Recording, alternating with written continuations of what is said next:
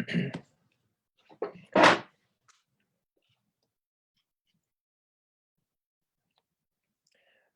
evening, everyone.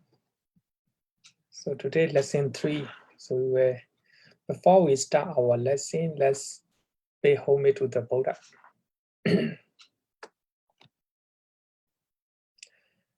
Namo tassa bhagavato arahato samma sambuddhassa.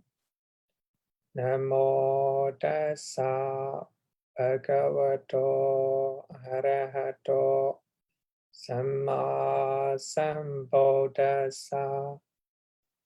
Namo tassa bhagavato arahato samma sambuddhassa.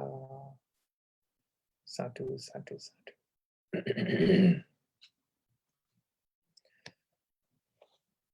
Previous 2 weeks, we talk about 7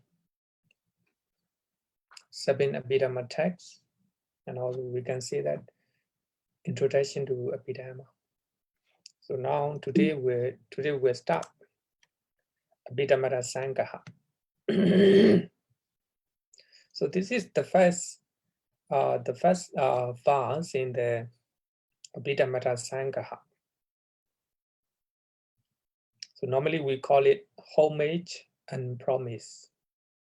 So the other way, pay homage to the Triple Gem, and he promised that he is going to write the manual of Abhidhamma. So this is the author, homage and promise. Having respectfully saluted the fully enlightened one, the peerless one. So this is actually the fully enlightened one, the peerless one. This is talking to the Buddha along the sublime teaching. Let's talk about Dhamma and the noble order. The noble order is a Sangha.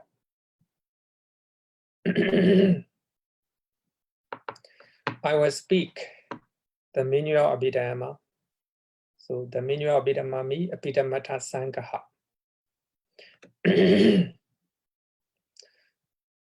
literal meaning is a compendium of the themes contained in the Abhidhamma, in the 7 Abhidhamma texts. So actually this is a introductory verse in the manual of Abhidhamma. So the author pay homage to the Triple Gem, and he promised that he will be speaking and he will be writing the manual of Abhidhamma. Abhidhammattha-sangaha. Here, this is a literal meaning of Abhidhammattha-sangaha, a compendium of the themes contained in the 7 Abhidhamma texts. So Abhidhamma is a 7 Abhidhamma texts. Attha means the themes. Sangha means the compendium or the summary. So the summary of the themes mentioned in 7 Abhidhamma texts is called Abhidhammattha-sangaha. So normally Narada Mahathera, he used the manual of Abhidhamma,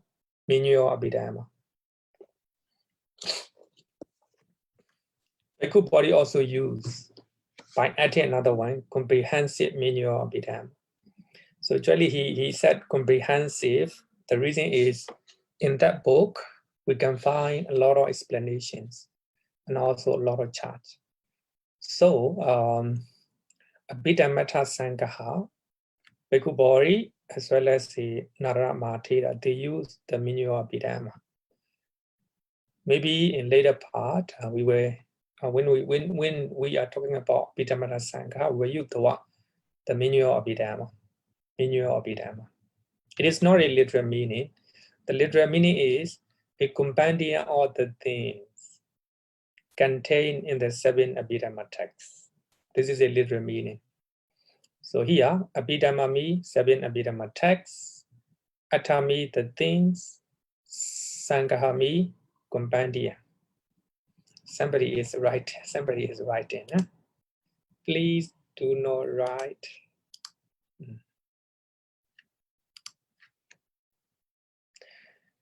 Here, Abhidhamma means 7 Abhidhamma texts, Atta means the things, Sangha means companion. So this is the literal meaning.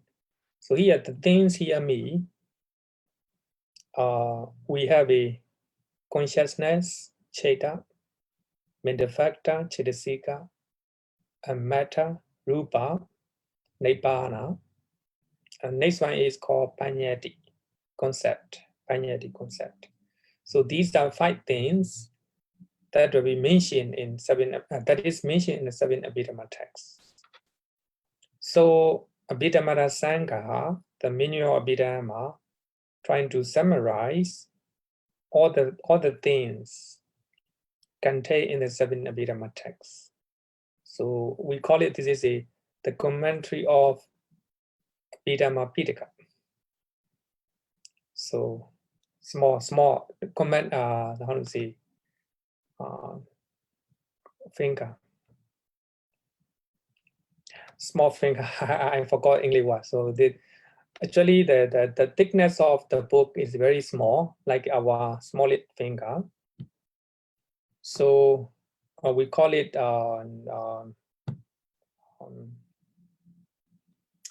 this is a commentary of 7 Abhidhamma texts. Commentary of 7 Abhidhamma texts.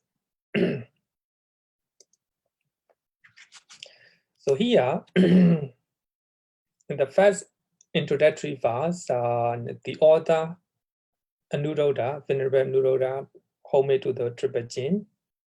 So actually, this is a traditional custom in Buddhism, at least in Theravada Buddhism, to pay homage to the Triple Gene before one embarks on writing a book, conducting a class, or doing something.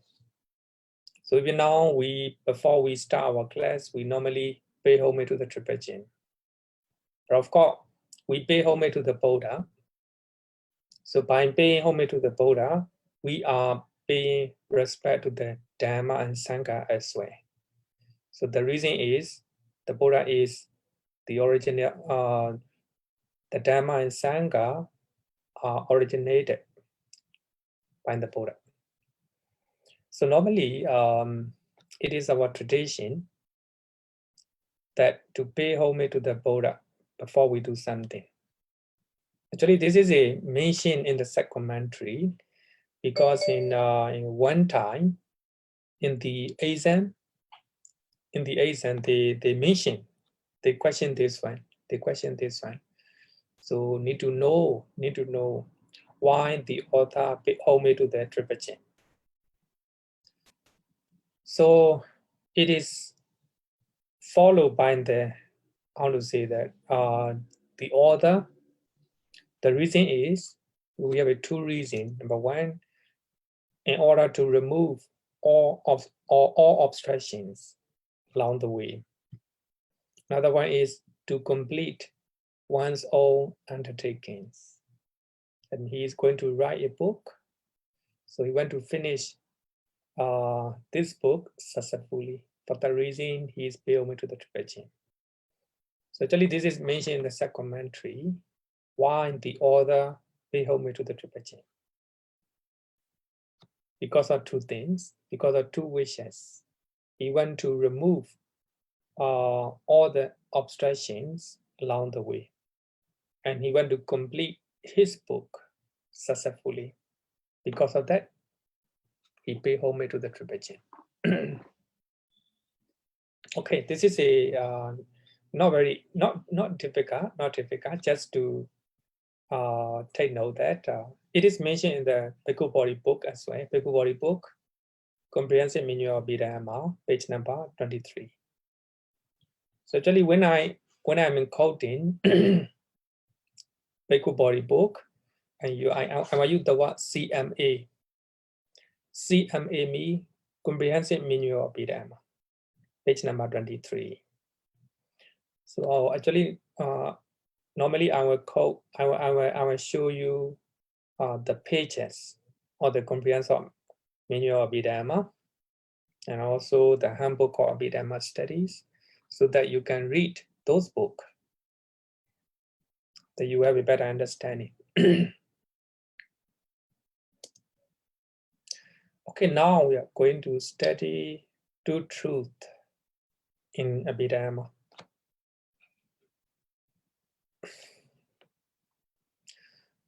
Actually, in the Sutta, we have a four noble truth, right? Four noble truth. But here we do not use the word noble. We use only two truth. So we have a four noble truths in the Sutta Pitaka. But here only two.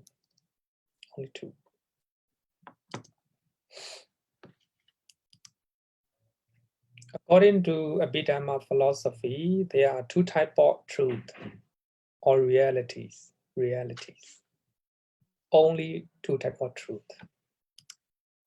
The conventional truth, Samudhisacca, and ultimate truth, Paramatta-sacca. So these are two truths that the Abhidhamma will analyze.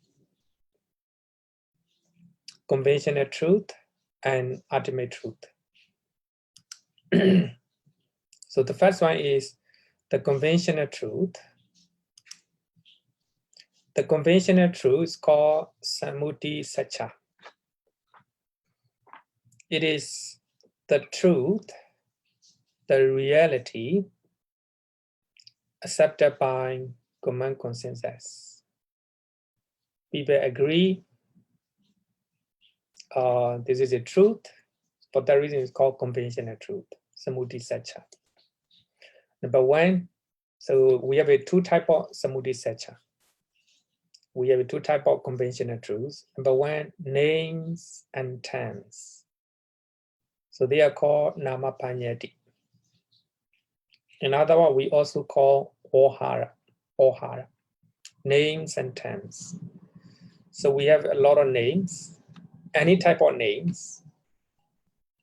They are, according to Abhidhamma, they are conventional truth. So this country, the name of this country is given as Singapore. So the name of the Singapore is accepted by common consensus. People agree the name of this country is Singapore. Maybe tomorrow in the parliament, there will be very big debate whether they should change the name. But if the parliamentarians, they agree, and Singaporeans agree that they should change the name, the other name, like a earlier name Temasek, like this. So if you agree, if all the people agree, it will become conventional truth. The name Singapore is conventional truth. So actually, just example, any name. Your name, Bhante Cakkapala, conventional truth. So if people do not agree, they call me with another name, this is also conventional truth. And also we have a name about man, women, I and you. All these are names and terms. So any type of names, the name of the streets, the name of the trees, the name of the country, cities, anything, it's called nama panyati, conventional truth. They are truth because people accept, as a name and terms. Next one is the concept or imagination that form in the mind based on sensory input from outside. So actually in our mind, we have a lot of concept, a lot of imagination when we see something. So actually, when we are very young, we see someone for the first time. Then there is a concept and an imagination in our mind. But that imagination will change time and time. Because those external input, external things are changing. So our concept, our imagination about our father and mother may not be the same. That our concept, our thinking in our mind about our friend may be changing all the time.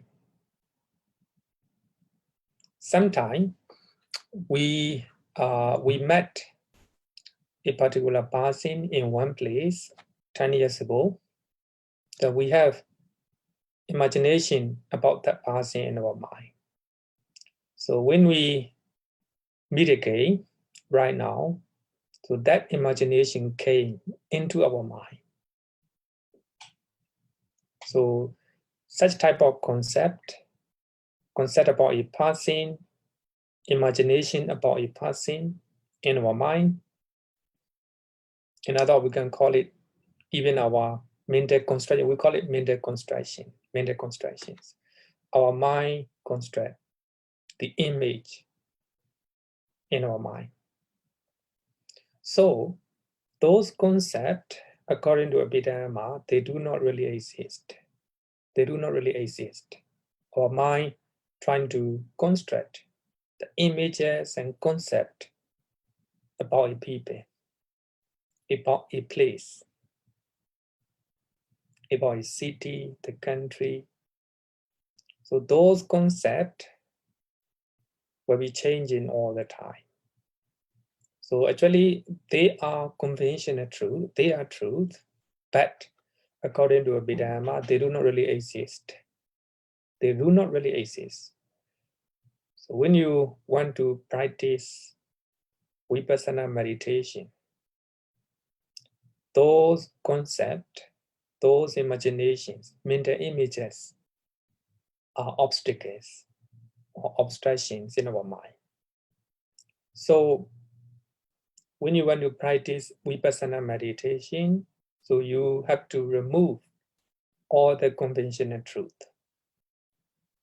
You have to go into ultimate reality, Paramatma. So those conventional truth does not really exist. So they are just the product of mental construction, our mind trying to construct. It does not really exist. It does not exist in reality. It is subject to change because of time, because of place, because of passing. So we have two types of conventional truth, names and terms. So actually the name of a country, the name of this country is changing. We do not know in future the name Singapore will be the same. It will be changing based on time. Because if people want to change, the name will be changed. And also the name of the people, they are just conventional truths. Actually, we are not saying they are wrong, but they are truth, but conventionally. So we created the names and terms just for convenience sake. Just for convenience sake.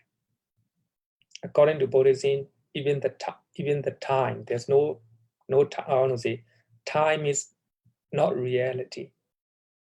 It is conventional terms. It is conventional truth. So actually, science also agree that time does not exist. It does not really exist. It is mental construction. For that reason, we have to celebrate a lot of New Years. We have a Chinese New Year's, we have a Christmas,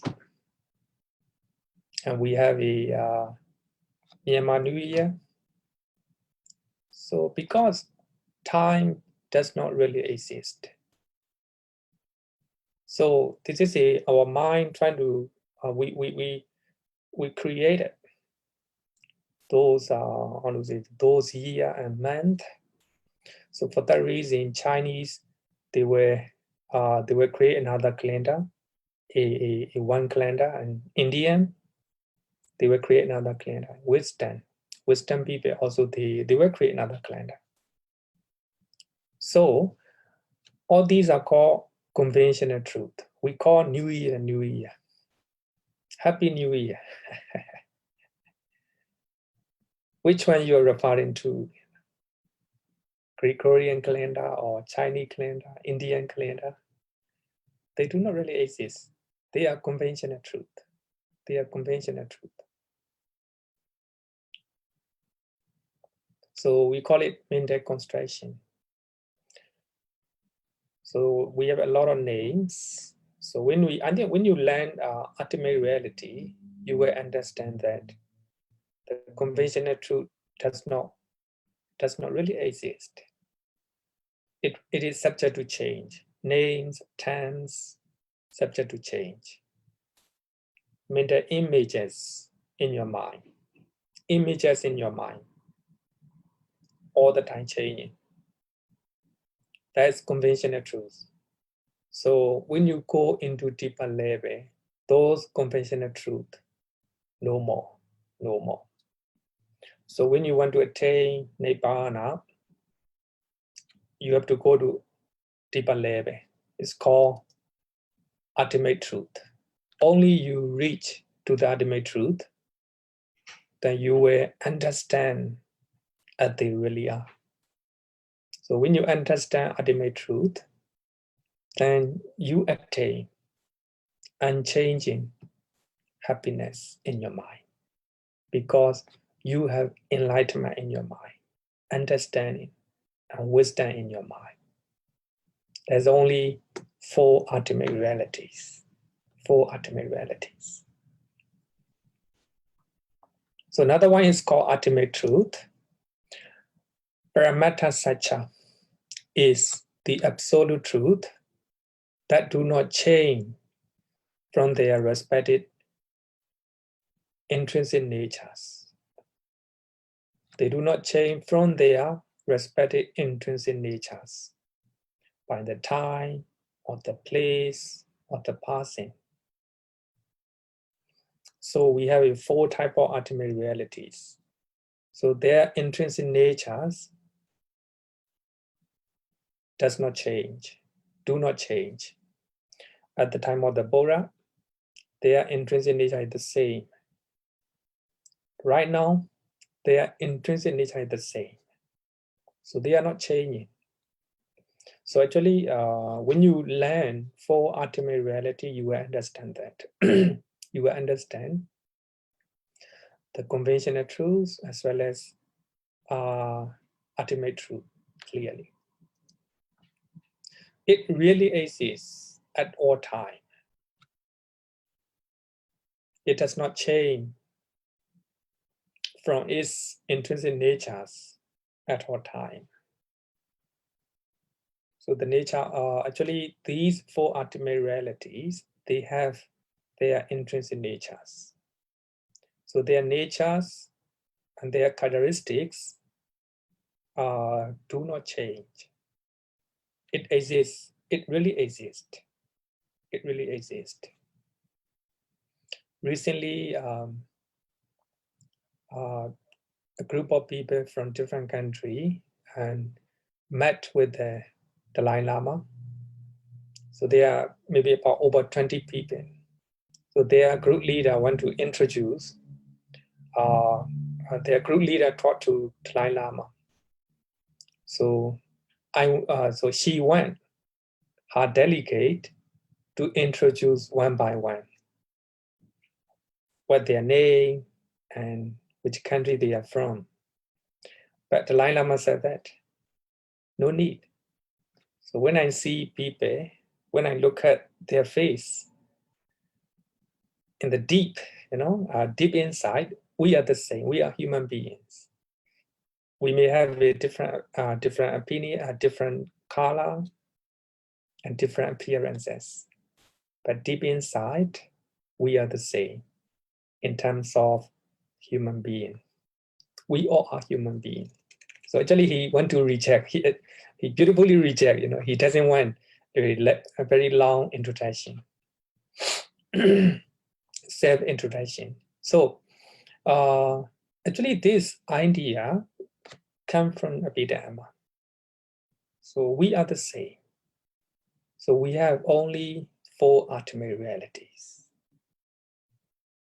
We have mind and we have a body. So we are the same in terms of ultimate realities. Ultimate realities.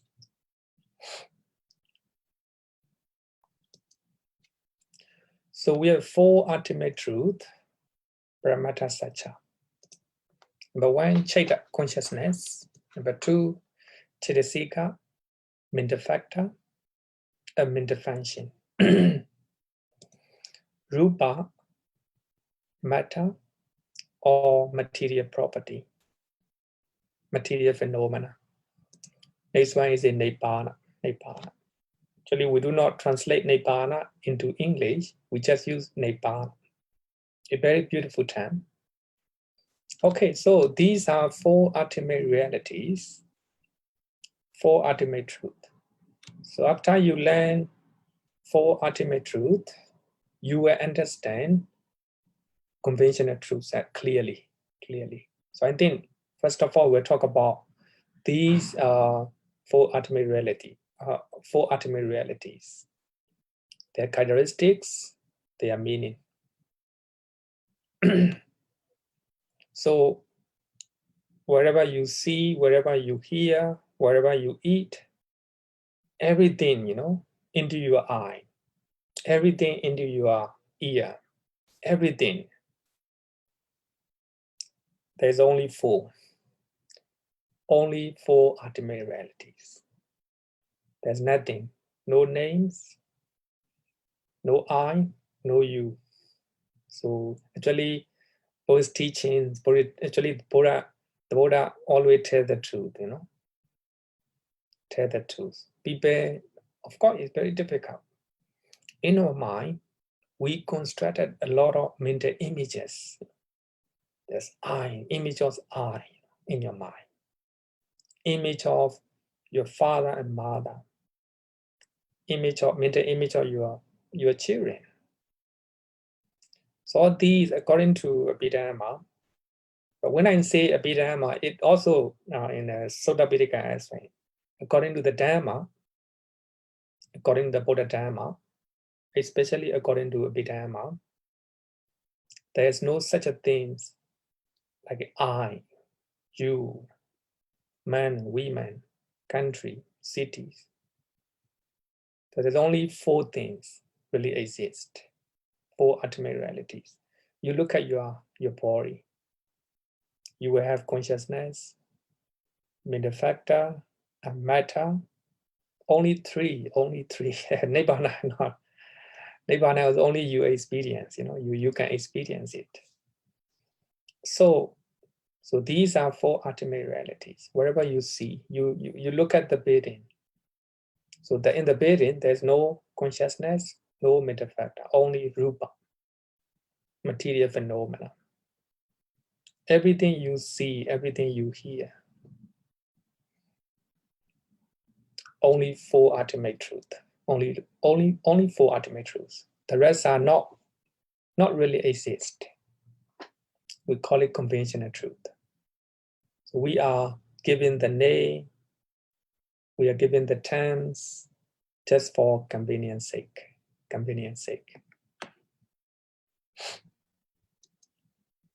So number 1, consciousness, Citta. So the characteristics of Citta is the awareness of the object.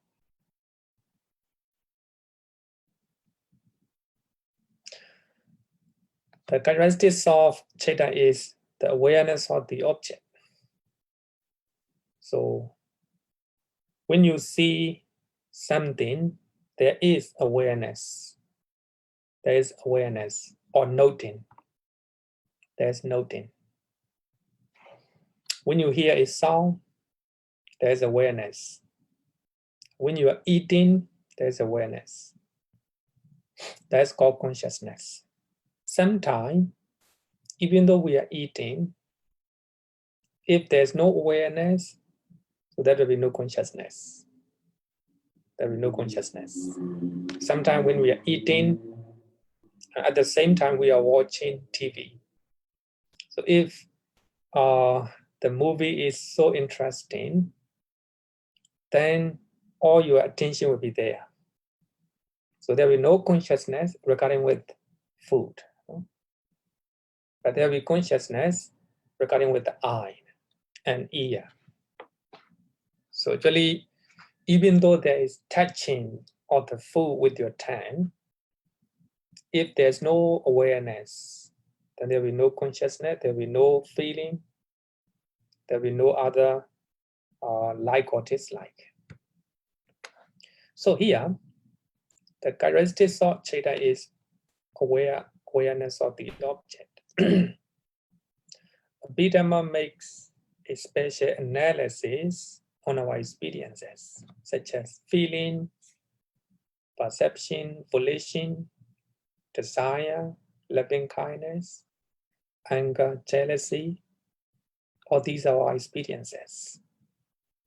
So Citta is the principal element, whatever experience in our mind.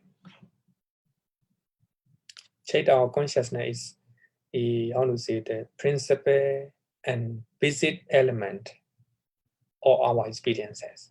Later, I will show one soda to understand, to talk about it. So there are 89 kinds of Cittas, 89 kinds of Cittas. Actually, later we'll talk about it.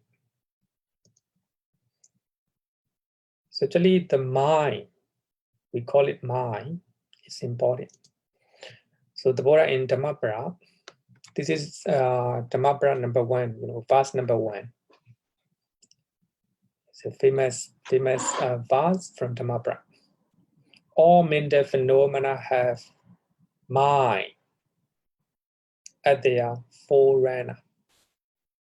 They have mind at their chief. They are mind-made. If one speaks or acts with an evil mind, dukkha, or suffering, follow him, just as the we follow the hoofprints of the ox that draw the cart. So here, what I want to highlight is the Buddha talk about the importance of the mind. Importance of the mind. So all mental and physical phenomena have mind at their forerunner, mind at their chief, mind as their member. They are mind-made. They are mind-made.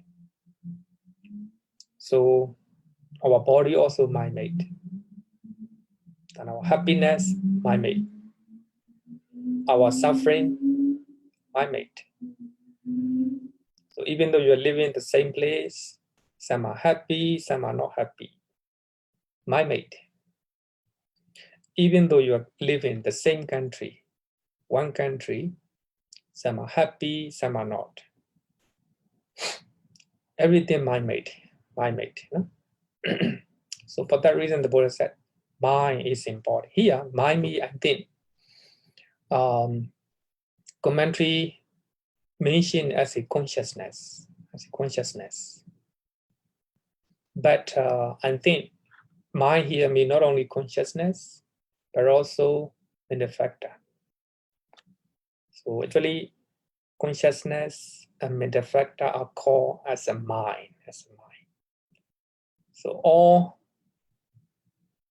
phenomena have, actually the word Dhamma, all phenomena have mind at their forerunner. They have mind as their chief. They are mind-made. Your body, mind-made. Your happiness, mind-made. Your house, mind-made. Your country, mind-made. And this planet, my mate. So actually here, the politicians are very greedy. So they don't want to pay attention to the global warming. It's very dangerous. So everything, so we have a global warming, my mate. So the mind of human being creating it. So here, the mind is forerunner.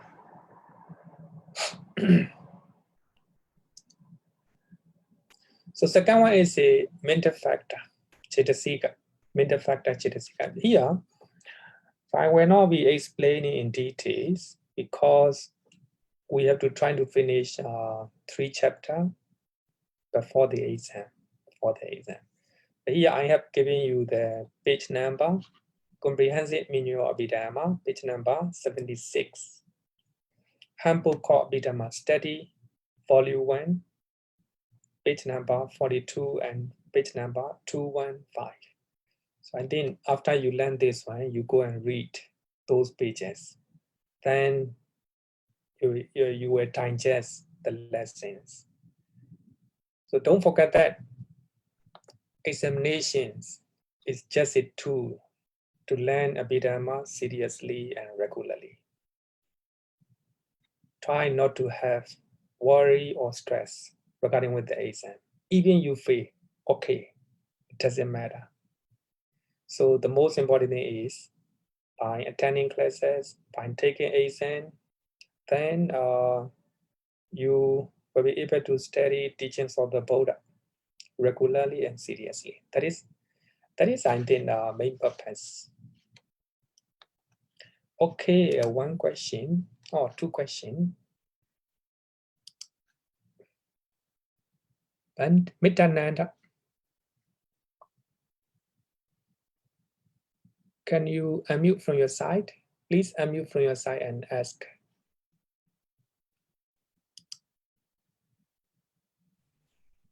No. That was earlier before the class start. That's the matter.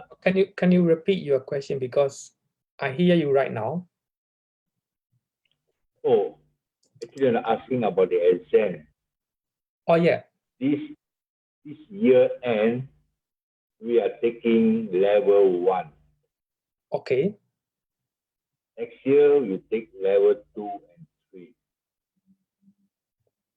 So next year, when we take level 2 and 3, the question also fall back on level 1 subject. No. Normally, level 1, the question for the level 1, yeah. So when you go to level 2, different questions. So concentrate only on level 2 and 3. Oh yeah, you're right. Okay, thank you. But here, the Citta consciousness is the main. Actually, the Citta, the first chapter is the most important. So even though you go to second level, but you need to digest the first chapter. So I always say that the first chapter is just like a foundation. So if you don't have a strong foundations, then the whole building will collapse. So trying to digest the first chapter. Okay. Yeah, thank you.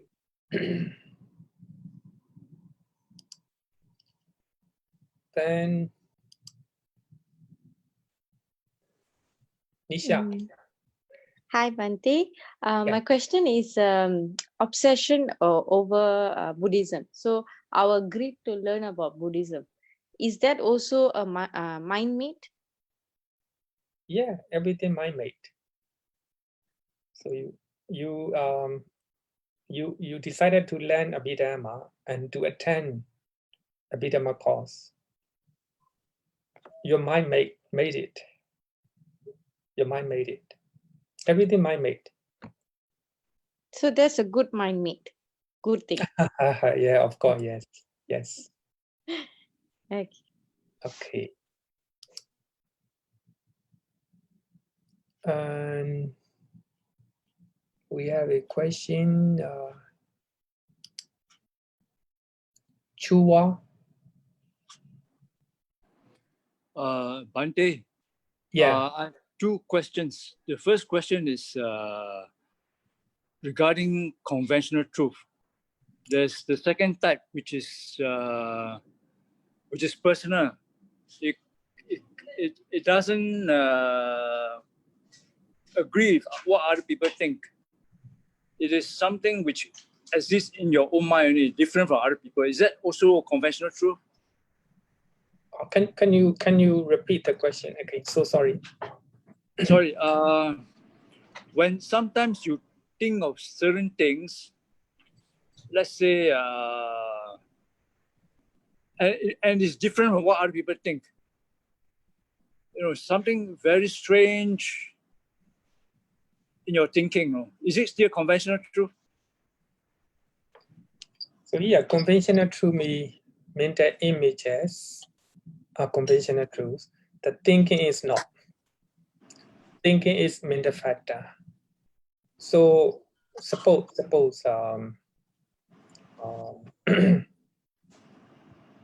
we saw a passing 10 years ago. Yeah. We have a mental images in our mind. So actually, sometimes we call it memory or. Then when we meet that person again, you still have that image, mental images. Then you try to relate. You try to relate that person with the by way of conventional truths. I saw that person 10 years ago. Everything that your mind constructed, they are conventional truth. They are conventional truth. So they do not really exist, but only your mind constructed that those images or those imaginations. So those imagination are mental factors. I don't know. Thinking about all these mental images are mental factor. Okay.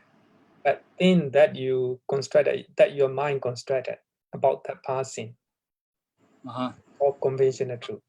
I see. So even if it's something very strange, which people will say is weird, it is still conventional truth.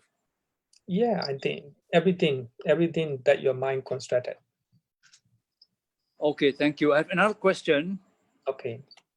Earlier you said that New Year, all this stuff, our imagination.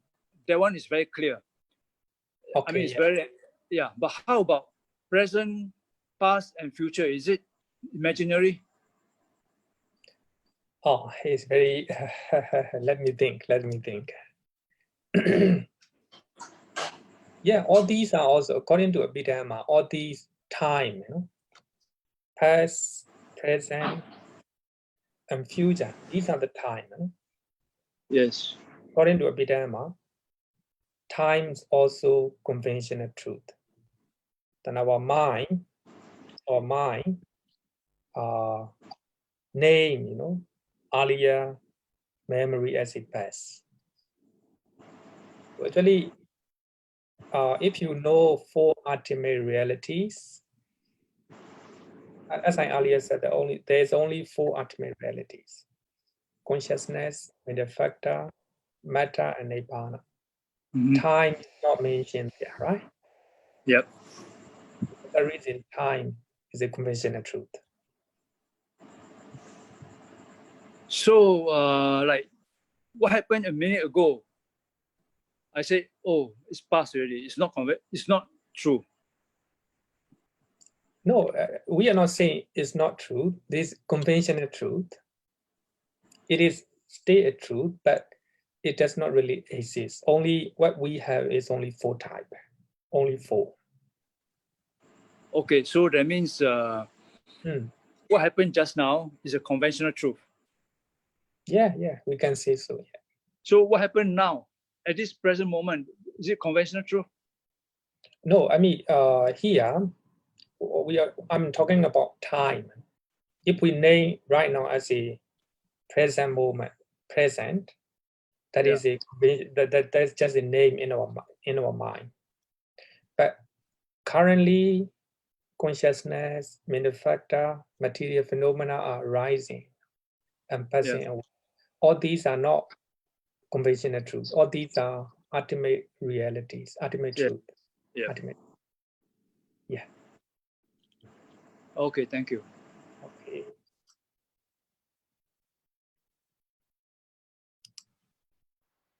Chabonyo. Hi, good evening, Bhante. Okay. Now you mentioned something about Citta, and I thought it's very interesting. You say that, okay, we have, let's say, eye consciousness. We watch TV, there's this eye consciousness. And then, when you're eating, and if you are watching TV, you may not be conscious of what you are eating. Yeah, you're right. Okay? So that is to say that when consciousness arises, is it one at a time, or is it, so does it mean that consciousness arises only one at a time, even though we may be bombarded by all kinds of consciousness? Yeah, you're right. So the consciousness or mental factor arises at a time. One consciousness arises at a time. So even if you have got objects, you've got smell, you got taste, only one, you can only be aware of one at that present moment. You're right. You're right. Oh, So, okay. So in Dhammapada, so the Buddha talk about this nature. So during command, eka charan atariran kuhaseya. Eka saran. Eka sarami. So actually, mind is, how to say, actually the Buddha gave just a simile. Mind is walk, how to say, happening or arising one at a time. One at a time. So when you are eating, we call it time consciousness. Time consciousness. Right. Then while you are eating, you are watching TV. So when you aware of the movie, there will be eye consciousness. Eye consciousness. Then you will hear the song, ear consciousness. So they are not arising at a time. So they are arising, how to say, one by one. Okay. So within that, so these chaitas are rising, chaitas are rising all together in one time. It's not so. It's not so. So normally we give example of a photo. So when you look at photo from very far place, so the photo is very nice. And trying to enlarge the photo, the more you enlarge, the more you enlarge, you will see that. So the photos are combined with a small different of millions and billions of dots. So just like that, when we have a very deep and sharp concentrations, you yourself will know that mind arises and disappear. Another mind movement will arise. Okay. This is according to teachings of the Buddha. Okay. Okay. Then that is to say that there's no such thing as multitasking, because some people believe that they can do many things all at one go. Multitasking. So yeah, we call it in conventional as a convention. We can say it as a name. It may be conventional truth because we normally use the language. The language. There will be no multitasking, right? Yeah, multitasking. Multitasking. So there will be no such a thing in regarding with the nature of mind and matter. Okay. Good. This is what I want to know. Thank you. Yeah. Okay. Thank you.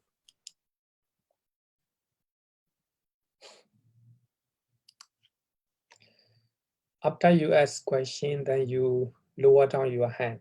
If you do not lower down your hand, then I still think there is one person to ask.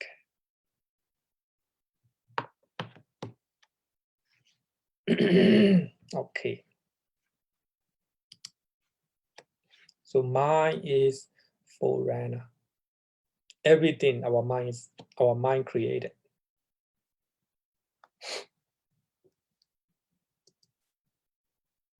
So for that reason, in Gotra Nikaya, the Buddha said that there is one thing that you can create happiness.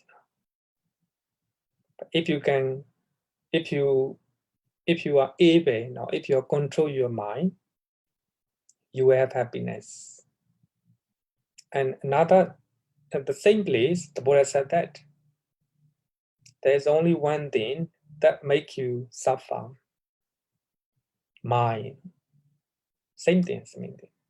So some people have happiness, some are unhappy because of the mind. Okay. Second one is a mental factor.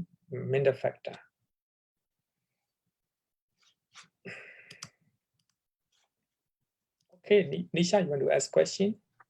Hi, Bhante. How about physical pain? That people with the chronic issue, cancer, and they are suffering. So is that in their mind, or they can find happiness through the pain? So actually, yeah, a good question. So we have to look at the difference between normal people and enlightened people. Normal people, so when we have physical pain, we have two types of suffering: physical suffering and mental suffering as well. For enlightened people, like especially Arahant and the Buddha, so they don't have a mental pain, even they have severe illness, physical illness. So of course they have a physical pain, but they don't have a mental pain in their mind. So for that reason, we can say that mind made. So according to Buddhism, even those physical pain are mind made. So suppose if you are not taking care of your body, then you have a physical illness. So some people are very conscious about their physical health. So for that reason, they are doing a lot of exercises.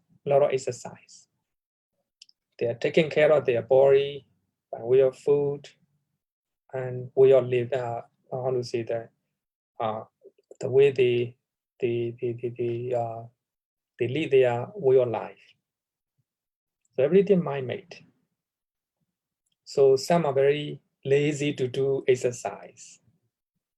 Mind, depends on the mind. Okay. So second one is a mental factor, Citta.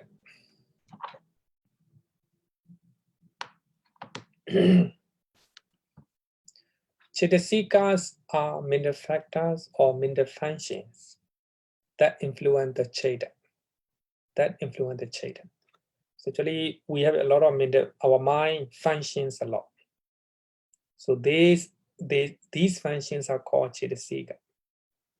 So things that happen in the mind. Citta or consciousness is a compare with the water. The water has no color. Actually, we normally give the simile of water. Citta is just like a water. If you put a red color, the water became red. If you put white color, the water became white. If you put black color, the water became black. So consciousness is like that. Consciousness just aware of the object. So when you see somebody, the consciousness aware, then mental factor. The mental factors are just like colors. So when you so consciousness is just aware of the object, Then the mental factor or mental function, Citta will influence the Citta. So in that way, so Citta are colors which determine the color of water, the color of the water. So here, when we see a person, then Citta is aware of it. Citta aware of it. Then after that, mental factor or Cittasika will influence the Citta. Sometimes you are angry, sometimes you are happy by seeing some person. Happiness, your jealousy, your compassion, all these are mental factors. So those mental factors or Cittasika will influence the Citta or consciousness. So actually the function of consciousness is just aware the object.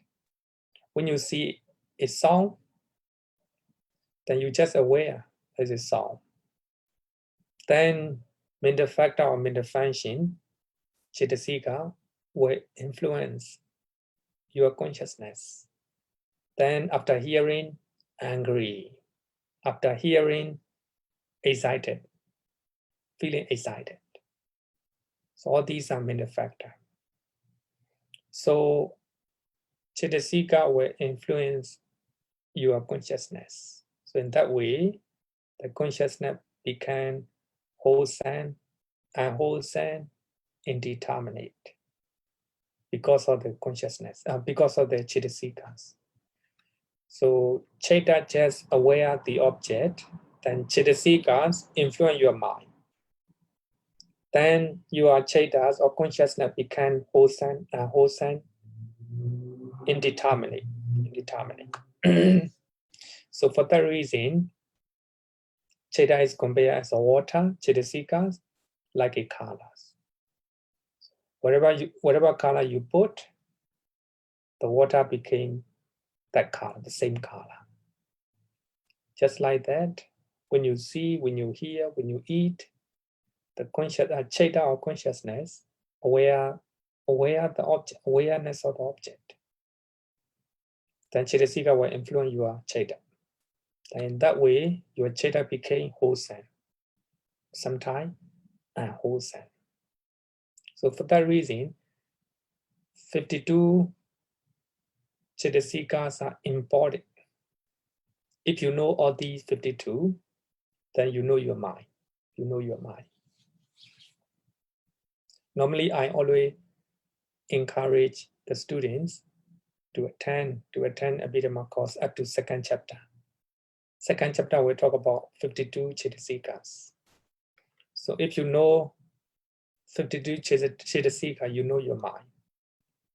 And when you have of course, you have to be very mindful. If you are mindful, if you are concentrated, you know which type of mental functions are arising in your mind, happening right now. This is a mental factor. Maybe I will show you, how to say the easy example. So Cittasikas are color of the mind. Here, anger is dosa. Loving kindness is a dosa. We call it metta. They are the same. Anger and loving kindness are Cittasikas. So when you see a person, the Citta or consciousness aware of it. Then anger makes your Citta hot. And loving kindness makes the mind cool. When you see a person, sometimes you're angry, sometimes you have love and compassion to that person. So love and compassion or anger, they are Cittasikas. So those Cittasika will make your mind wholesome or unwholesome.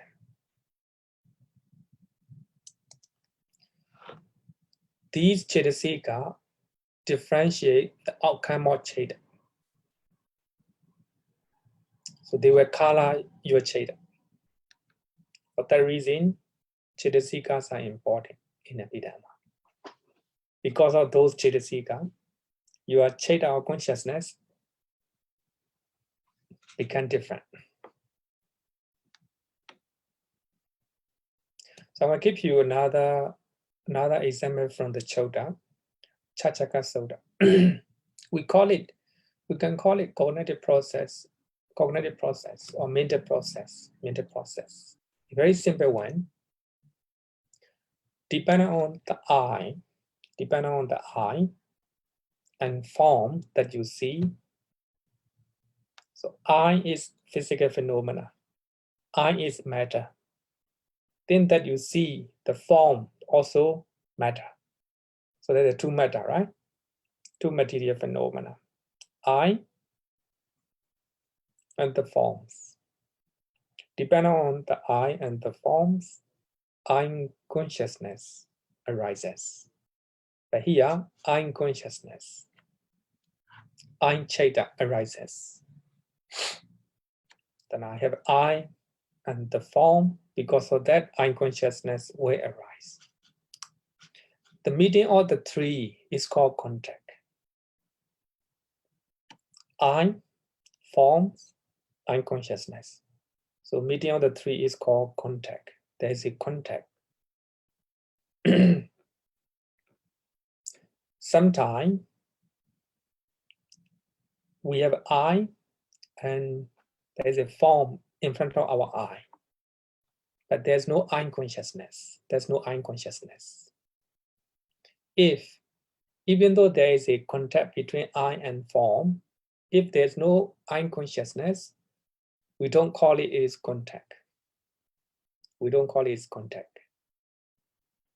Now you are sitting on the chair. Your body is touching with the chair. No? We can call it as a contact. Physically, it's contact. But while you are listening, what I'm talking with too much interest, while you are listening what I'm talking, then you do not notice, you do not notice the touching of your body and chair. There's no contact, even though physically contact, but there's no contact because there's no awareness. What you aware is what I'm talking, the sound, no? The sound. Even though your body is touching with the chair, if you do not aware, then there will be no body consciousness. There will be no body consciousness. If there's no body consciousness, there will be no contact, according to Abhidhamma, according to the Sutta. If I say according to Abhidhamma, it doesn't mean, it doesn't mention in the Sutta. No, this is from Chachaka Sutta. According to the Dhamma, according to the Buddha teaching. If there's no awareness, there will be no contact. With the contact as condition, there is feeling. Because of contact, there is a feeling. Because of feeling, there's craving. There's a craving. So this is a very simple mind process mentioned in the Sutta. So here, what I want to say is eye consciousness. Eye consciousness is Citta. Then contact, feeling, craving, all these are Cittasika, mental factor. So for that reason, if there's no awareness of the object that the mind, see the form, if there's no awareness, so there will be no contact. So here is a mental contact, mental factor, mental contact with the object. No feeling about the object, no perception about the object. A very clear example, you are eating a very delicious food. When you're aware of it, very delicious. Then you are watching movie, very interesting. While you're watching movie, you are chewing the food. But movie is so interesting that you forgot, There's no awareness of the food. So then there will be no time consciousness. If there's no time consciousness, there will be no contact. Even though your tongue is touching with the food, there will be no contact. The contact is a mental factor, mental contact. If there's no contact, there will be no feeling. So you will not experience good and bad, good feeling about a very delicious food. If there's no feeling, there will be no perception about the food. So that is a very simple mental process. So for that reason, so the function of the Citta or consciousness is awareness of the object. So even though you're chewing the food, if you do not aware, if there's no awareness, then there will be no contact, no feeling, no perception, no perception. Here, contact here means mental contact, mental contact. We call it Citta. Here, I, the form.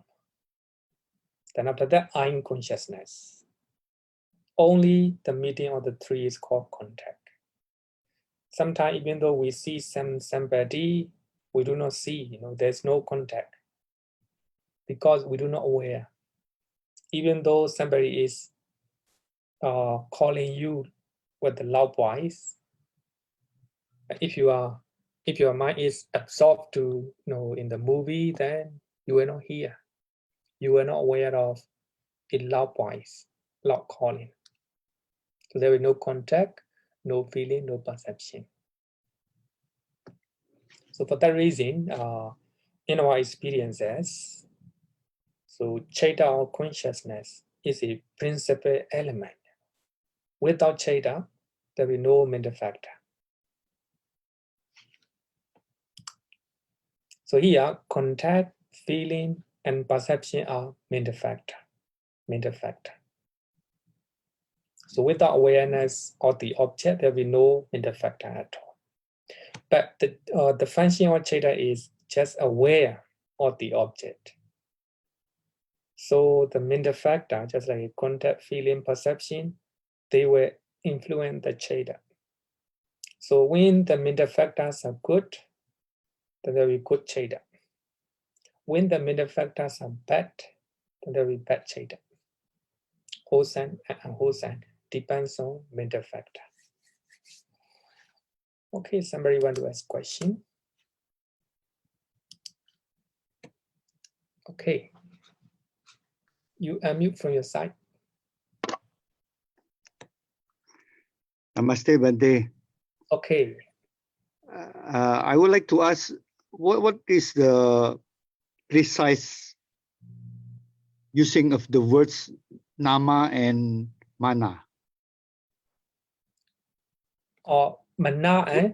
Both are the same meaning, Citta and Citta. Mind, the translation in English is mind, but in Pali, sometimes we call it nama and also mana. Oh, okay. It is very long. It's a very long discussion. A very long discussion. Actually, here, when we use the word, so this is the nature of Abhidhamma.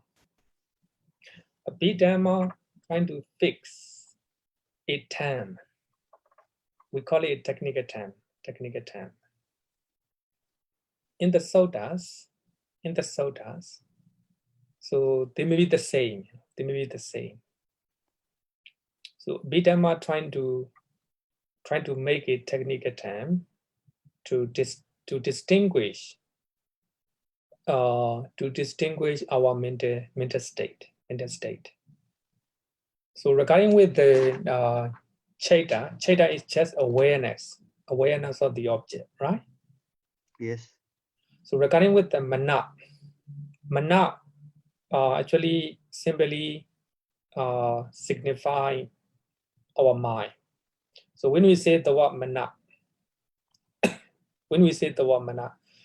it talk about the mind. So when we talk about the mind, it is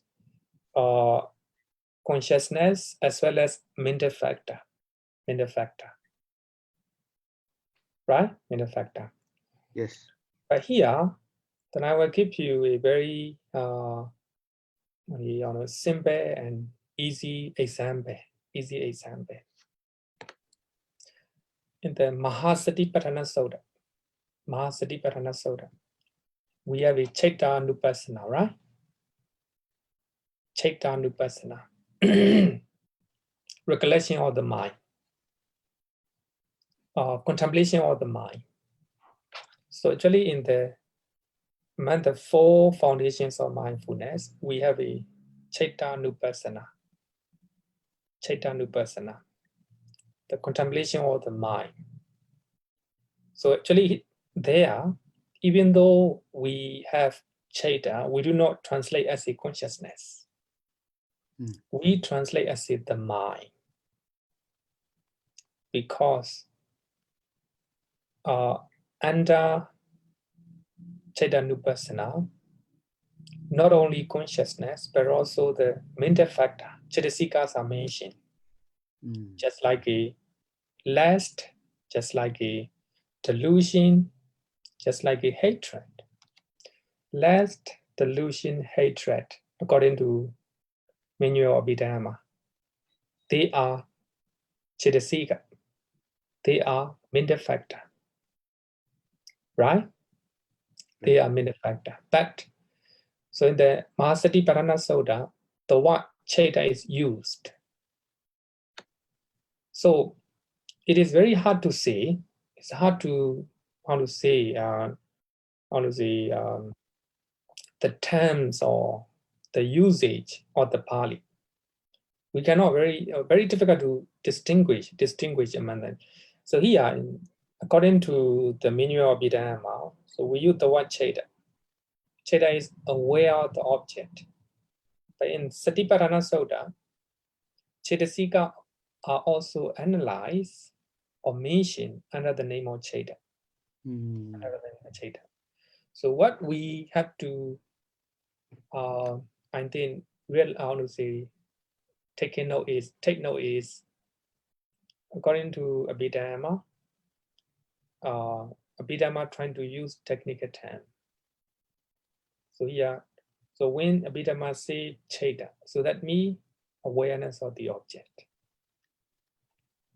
So when Abhidhamma say Cittasika, it talk about mental functions or mental factors. So we have to understand in such a way. But sometimes in the suttas, so we also find the word Cittasika. So they are used as a mind, So even earlier slide, I quote Dhammabrak fast, Mano Popingamadhamma. Yeah, mana is the mind.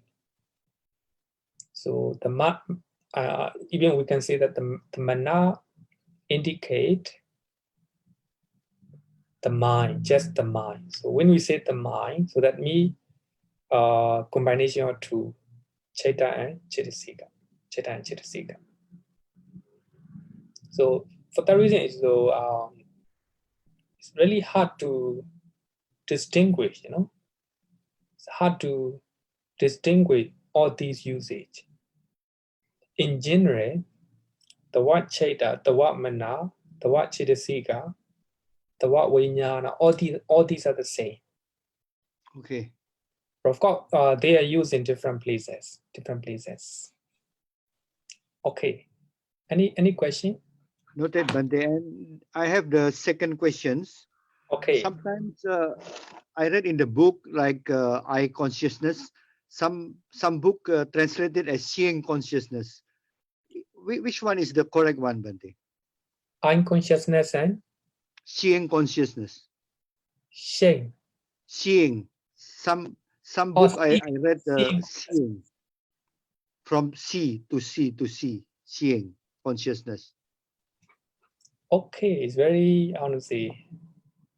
I think both can be used.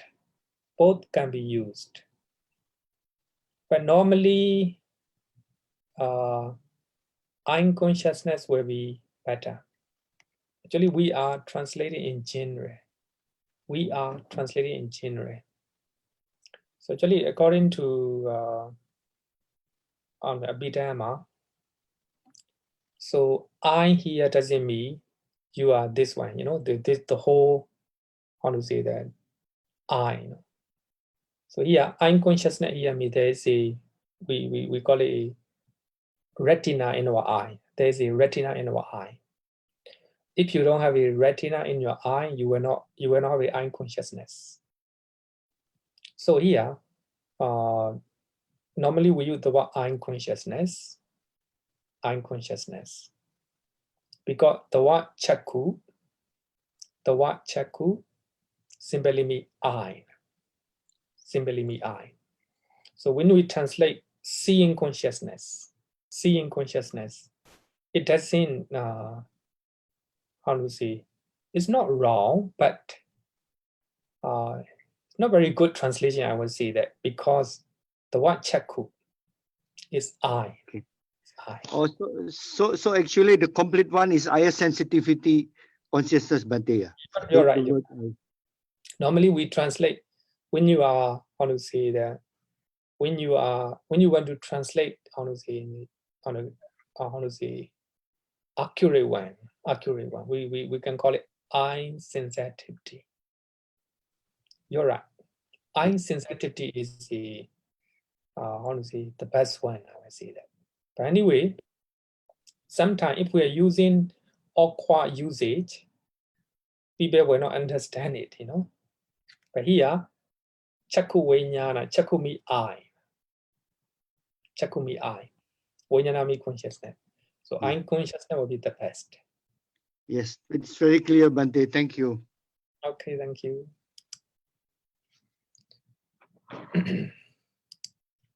So this is a, how to say, the characteristics of Citta and Citta.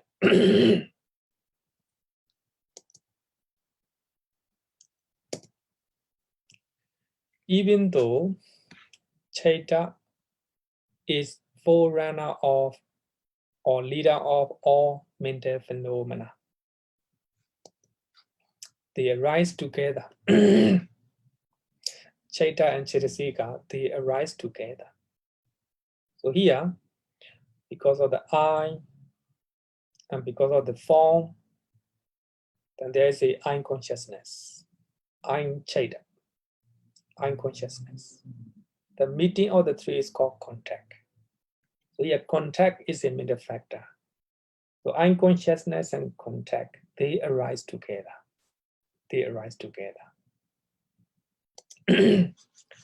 They cease together. They have the same base.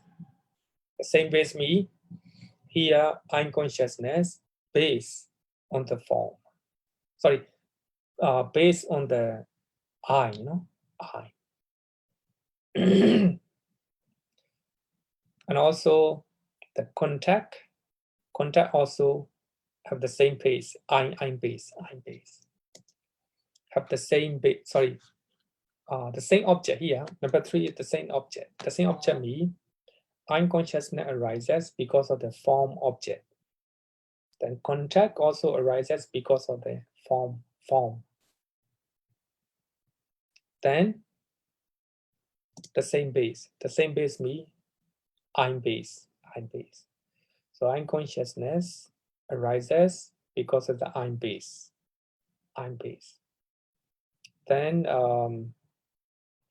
the contact also arises because of the eye base, based on the eye base. So they rise together, they sit together, they have the same base, the same object. So by looking at this one, so characteristics of Citta, we understand that Citta and Citta are not different. They are the same. They arise together. They will cease together. So Citta and Citta, we call it mind. But in Abhidhamma, to make clear understanding, we try to differentiate between Citta and Citta. Okay.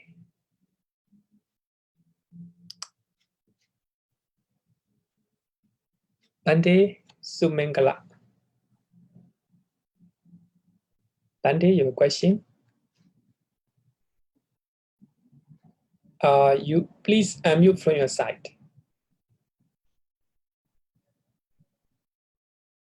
Please unmute from your side.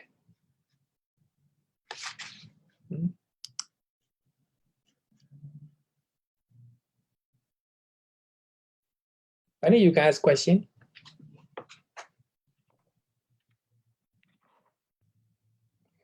Maybe you press wrongly.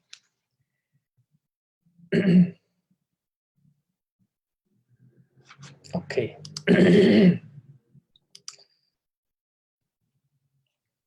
So actually, later I will explain how to say that I was trying to distinguish between conventional truth and ultimate truth. So for the time being, I'm talking about four ultimate truth. Then after you learn four ultimate truth, you will understand conventional truth. Okay, number 3 is matter, rupa.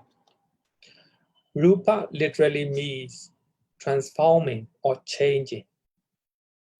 Then our material form, our body is changing. Things that we see, they are matter, they are changing.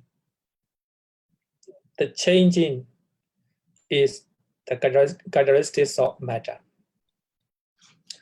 Rupa always change its form when it encounters with adverse physical conditions such as heat, cold, etc. So your body is changing when it encounters with the heat, when it encounters with the cold. So the literal meaning of rupa, matter, is changing. It's changing, our body is changing. The buildings are changing.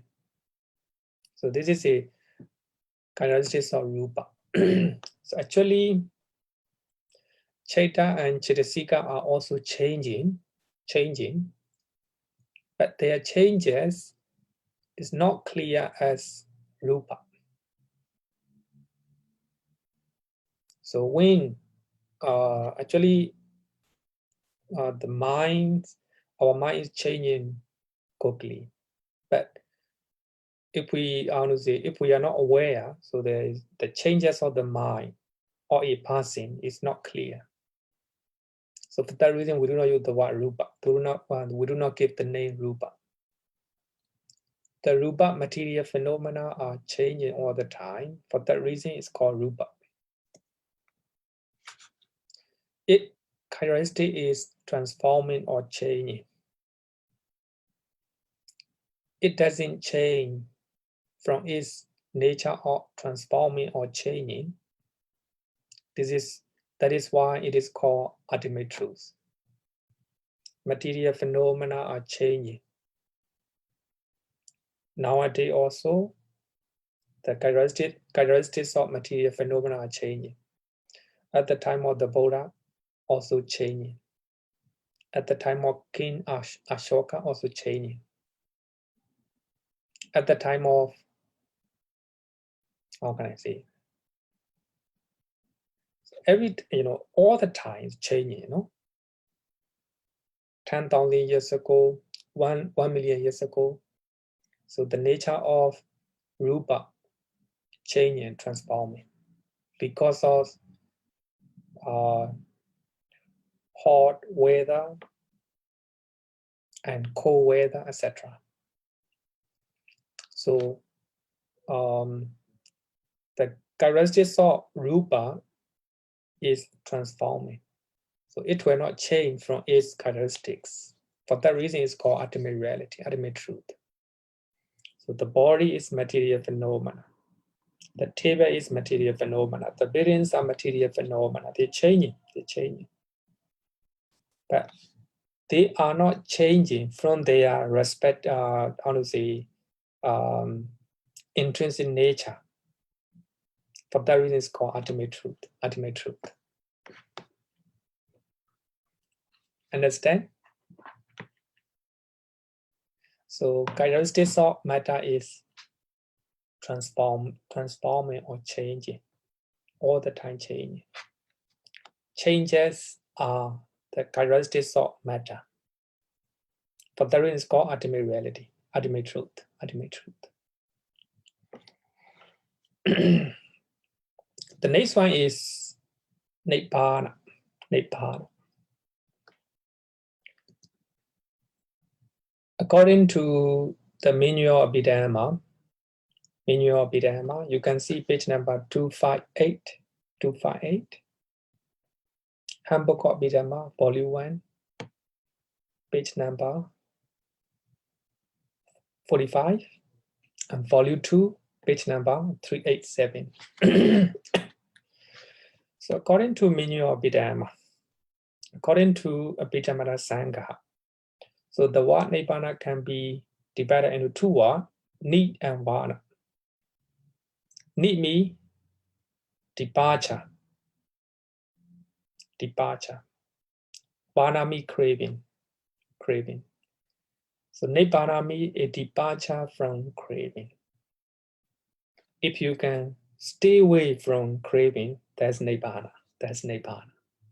If you can run away from craving, that's Nibbana. So when you move, when you want to visit the other country, at the airport, departure. No? If we say Singapore is craving, then if you depart, if you go through departure and go with the other plane, then you run away from Singapore. That is a Nibbana. Nibbana. So right, simple meaning of Nibbana according to manual of Abhidhamma is a departure from craving. The more you can run away from craving, the more you will closer to Nibbana. If you do not have craving, that will be complete Nibbana. So we have a three type of craving. Number one is craving for sensory pleasures. So we have a lot of craving and attachment. Things that we see, things that we hear, things that we eat, things that we smell, things that we touch with our body. So these are craving for sensory pleasures.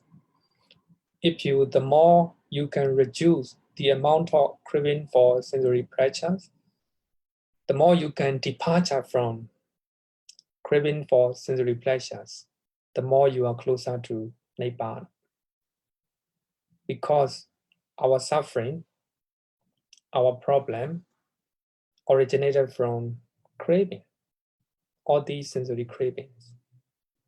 The more you can depart, or if you can, remove craving, that's Nibbana. Another one is craving for existence. So Bhavatana, we have so we have a 31 planes of existence. If you don't have a craving for existences, that will be Nibbana. That's Nibbana. So actually we have a lot of craving for existences, craving for human life, craving for heavenly realm, and craving for Brahma realm. So those craving will make you suffer. You will go around samsara. And also you want existences. You want existence. If you don't have any craving for existence, then that will be Nibbana. Another one is craving for non-existence. So here, Bhava here means existence or becoming. When a good thing is arising, a good feeling is arising, then you crave for it with the lobha. When unpleasant things, it can be problems, mental and physical suffering. If unpleasant things, unpleasant experience or feeling arising, then we hate it. We hate it. And we crave for non-existence of those things. those problems. Something unpleasant thing happen in your life. You crave for non-existence of those unpleasant experiences. That's also craving. That's also craving. Normally, according to Buddhism, wherever experience arises in your life, whether it's pleasant or unpleasant, just observe. Unpleasant experience as the unpleasant experience. Pleasant experience is pleasant experience. Just observe it. That is the way the Buddha want to highlight. So actually, the meaning of Nibbana is very, how to say, very wide. So we have a limited time. So in later part, then I will discuss the meaning of Nibbana in detail for the time being. So according to meaning of Abhidhamma, the meaning of Nibbana is a departure from craving. Very beautiful term, very beautiful term. So actually we have a lot of terms that talk about Nibbana. So actually more than 60 terms that talk about Nibbana. That is, one of the terms is the Dana Nidora, cessation of craving.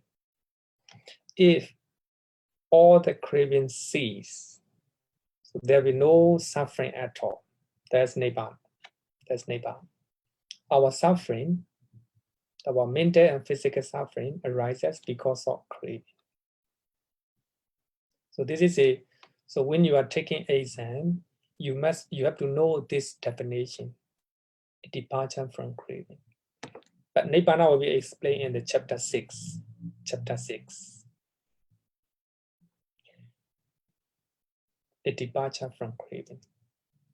So here, this is the meaning of the word Nibbana in the suttas. Nibbana derived from Iva, Nibbati, meaning to be extinguished. So it that signifies the extinguishing of worldly fires.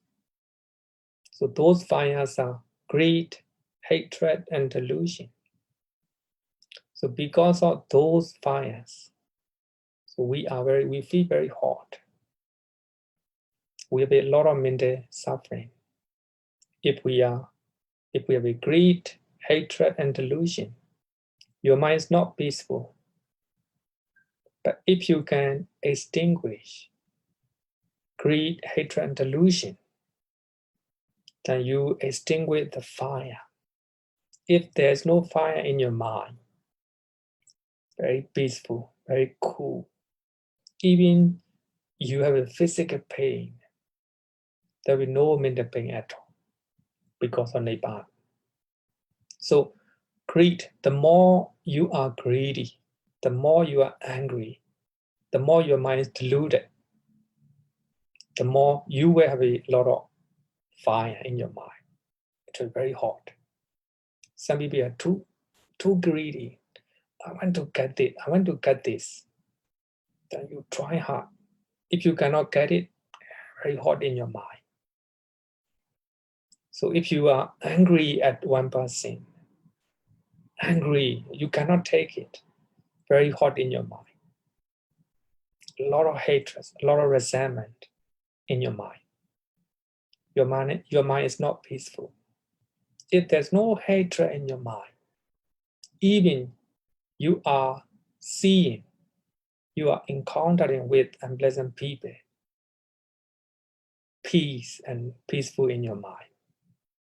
Even though you are seeing unpleasant sightseeing, then there will be no suffering in your mind. Your mind is at peace because there is no fire or hatred in your mind. But delusion, normally our suffering, our problem, our mental problem, because of stem from delusion. Your mind is deluded. You do not see, you do not understand the real things. So for that reason, then misunderstanding, your mind is deluded. For that reason, then suffering will follow. For that reason, the literal meaning of Nibbana is to be extinguished. So we have a lot of fire in our mind. So the main fires, greed, hatred, and delusion. If you can extinguish greed, hatred, and delusion, then you attain Nibbana. You attain it. Very simple, you know. The meaning of Nibbana is very simple. So the more you can reduce the amount of greed, hatred, and delusion, the more you are closer to Nibbana. That can be experienced even right now. If there's the moment you don't have greed, hatred, and delusion, your mind is at peace. So those are greed, hatred, and delusions are fires that burn our mind. So if you can extinguish all these fires, that's Nibbana. Peaceful, the bliss of happiness, the bliss of unchanging happiness. That's Nibbana. That's literal meaning of Nibbana from according to the suttas. Actually, in the sutta, there are many how do you say, references that highlight the meaning of Nibbana. Okay, so one time, a monk approached to Venerable Sariputta, and he asked the question, Bhante Sariputta, people are talking, Nibbana, Nibbana, Nibbana. What is Nibbana? And Venerable Sariputta explained, Nibbana is if there is no greed, no hatred, no delusion, that's Nibbana. That's Nibbana. Very simple, right? If you do not have greed, hatred, delusion, that's Nibbana in your mind. Nibbana, you will experience the bliss of Nibbana with your mind, Okay, so we have time is left for one person want to ask question. Anyone want to ask question?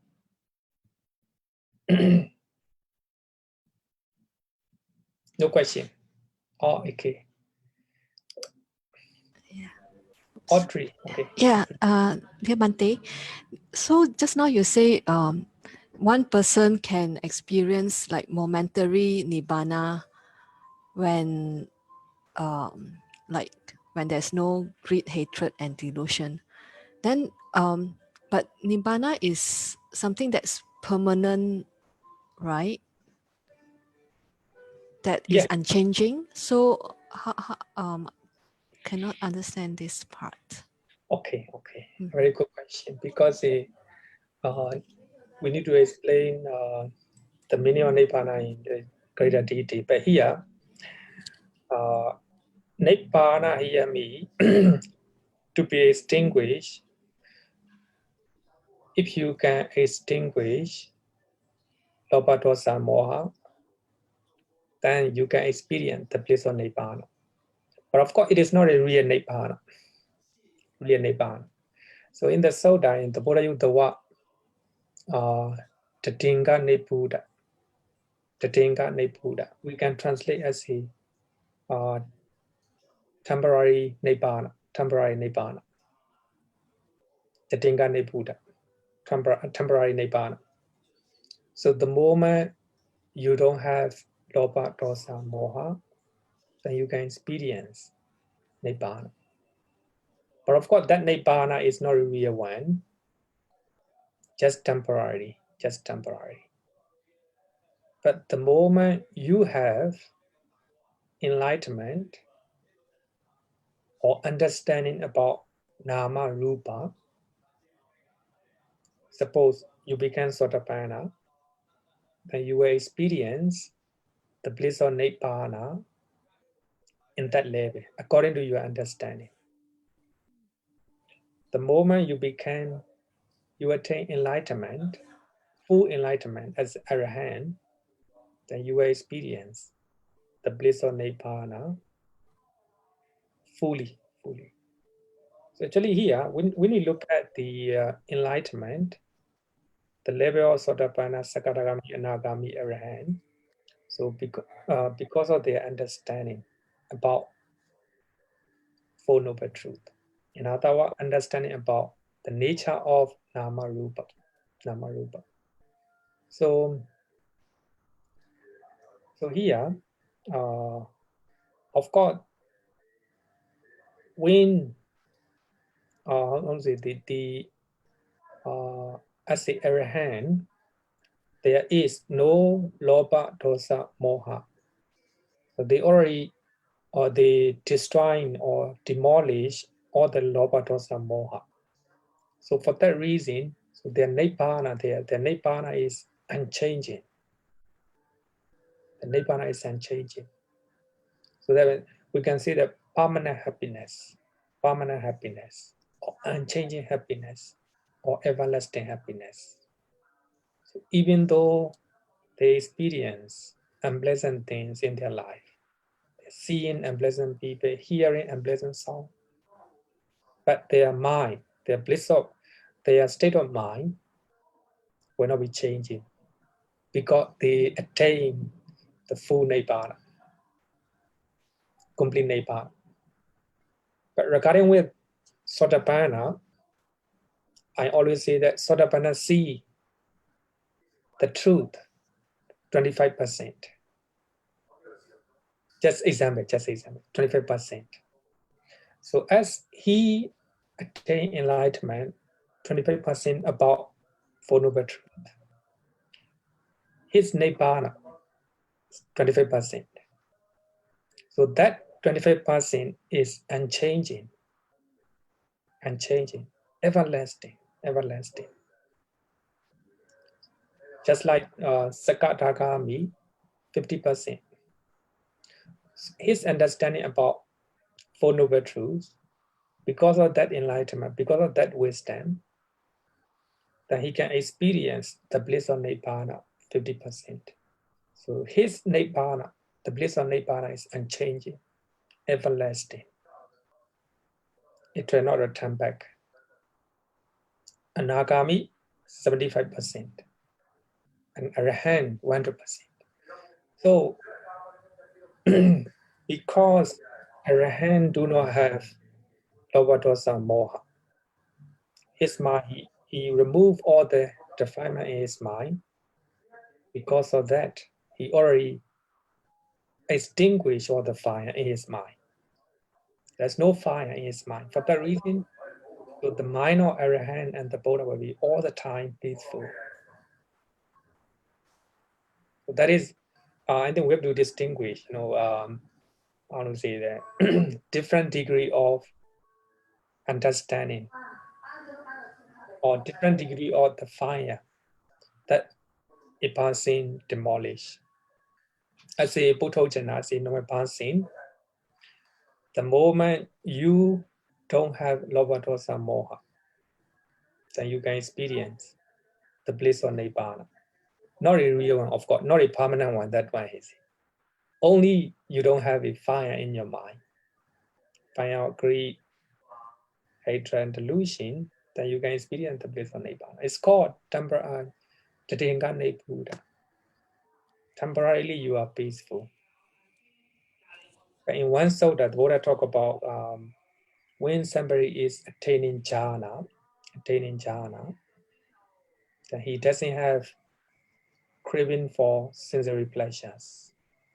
At that particular moment, his mind is peaceful. He don't have a fire of greed regarding with the sensory pleasures. So at that moment, he attained a temporary Nibbana. Thank you very much, Bhante. I hope you understand, because the only Sotapanna, Sakadagami, Anagami, Arahant, they will have a permanent Nibbana. Right. But of course, only Arahant, full Nibbana, 100% Nibbana. Okay, thank you very much. Thank you. So time is up. We'll call it a day. Even we exceed the time. Sorry for that, because we need to finish 4 ultimate realities. So in the next coming Saturday, I will talk about, I will compare the ultimate reality and conventional truth again, so that you have a better understanding. Okay, so we'll call it a day, then we will